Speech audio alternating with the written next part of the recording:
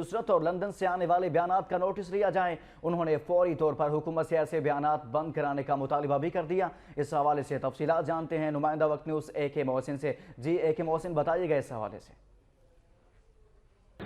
جی، M Q M کے اراکین صوبائی اسمبلی کے علاوہ بھی دیگر اراکین اسمبلی نے بھی یہ ایک بات واضح طور پر کہ یہ کہ حکومت پاکستان کو اب واضح طور پر ایک احکام جاری کرنا ہوگا کہ لندن میں بیٹھے ندیم نصرت ہوں یا الطاف حسین ہوں، جنہیں یہاں اسمبلی نے دہشت گرد قرار دے دیا اور جو ہے وہ غدار وطن قرار دے دیا، اب ان کے بیانات، ان کے توسط سے آنے والے بیانات کو روکا جانا چاہیے۔ اب یہ سلسلہ پیمرا کو چاہیے کہ وہ بیانات کا سلسلہ بند کرے۔ کچھ اراکین اسمبلی نے میڈیا پر بھی ذمہ داری عائد کی ہے اور کہا ہے کہ میڈیا کو چاہیے کہ اس قسم کے غیر ذمہ دارانہ بیانات کو آن ایئر نہ کریں، کیونکہ ایم کیو ایم پاکستان کا واضح موقف ہے۔ جتنے بھی اراکین اسمبلی سے ہماری بات ہوئی، ان کا کہنا یہ تھا کہ وہ ڈاکٹر فاروق ستار کی قیادت میں متحد ہیں، پاکستان کے ساتھ ہیں، پاکستان کی سلامتی کے لیے وہ سیاسی جدوجہد کرنا چاہتے ہیں، اور اس طرح کے بیانات اگر لندن سے یا کسی اور ملک سے آتے رہیں گے اور اس طرح قوم میں انتشار پھیلتا رہے گا تو اس میں حکومتی اداروں کی ذمہ داری بنتی ہے کہ وہ بیانات کو روکیں اور جہاں پر جو موجود ہے قیادت انہیں صحیح طریقے سے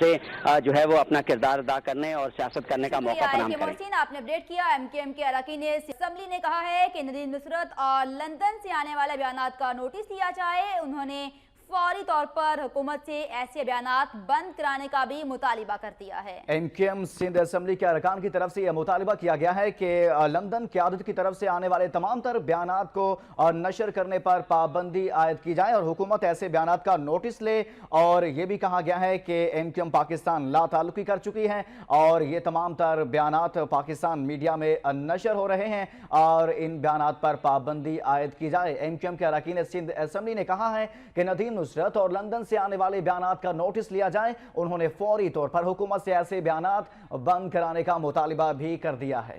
ایم کیو ایم کے اراکین سندھ اسمبلی نے کہا ہے کہ ندیم نصرت اور لندن سے آنے والے بیانات کا نوٹس لیا جائے، اور یہ بھی کہا گیا ان کی جانب سے کہ انہوں نے فوری طور پر حکومت سے ایسے بیانات بند کرانے کا مطالبہ بھی کر دیا ہے۔